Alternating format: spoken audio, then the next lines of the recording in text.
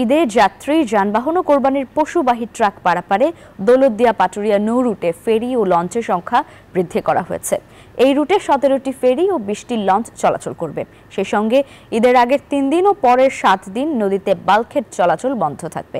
আইনশৃঙ্খলা পরিস্থিতি স্বাভাবিক রাখতে 4 স্তরের নিরাপত্তা ব্যবস্থার পাশাপাশি থাকবে ভ্রাম্যমাণ আদালত। মিঠুন গোস্বামীর তথ্যচিত্রে ডেস্ক রিপোর্ট। দেশের অন্যতম নৌ রুট দৌলতদিয়া পাটুরিয়া লঞ্চ ও ফেরিঘাট। এই রুটে প্রতিদিন গড়ে 3 থেকে 4 হাজার যানবাহন পারাপার হয়। তবে ফেরি সংকট ও ঘাটের অব্যবস্থাপনার কারণে ভোগান্তি শেষ নেই যাত্রীদের। ঈদ এলে সেই দুর্ভোগ বেড়ে যায় কয়েক গুণ। যদিও পদ্মা সেতু চালুর পর থেকে সেই চিত্র পাল্টে গেছে বলে মনে করেন চালক ও যাত্রীরা। ওই পাশে পদ্মা চালু যে বন্দুক না ছিল এই বন্দুক একটু গ্যাদারিং বেশি, এখন তার অতটা নাই। এখন যে অবস্থাটা, এখন তো আপনার আগে আমরা গাড়ি হলো ফেরির জন্য অপেক্ষা করতাম, আর এখন ফেরি হলো গাড়ির জন্য অপেক্ষা করতেছি। আগে যে ভোগান্তিটা মানুষ পেত, যে জ্যাম জট থাকা, আবার নদীতে পানি পড়া, সেই তুলনায় এখন একটু ভোগান্তি কম। ঈদে যাত্রী ও যানবাহনের বাড়তি চাপ সামলাতে ফেরি ও লঞ্চ বাড়ানোর কথা জানিয়েছে বিএডব্লিউটিসি। সেই সাথে কোরবানির পশুবাহী ট্রাক অগ্রাধিকার ভিত্তিতে পারাপার হচ্ছে।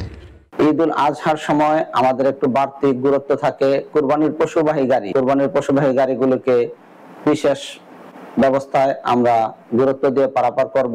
সড়ক পথের পাশাপাশি নৌপথে কোরবানির পশুবাহী গাড়ি চলাচল নির্বিঘ্ন করতে ও ঘাট এলাকায় যাত্রী হয়রানি রোধে থাকবে জেলা পুলিশের কয়েক স্তরের নিরাপত্তা ব্যবস্থা।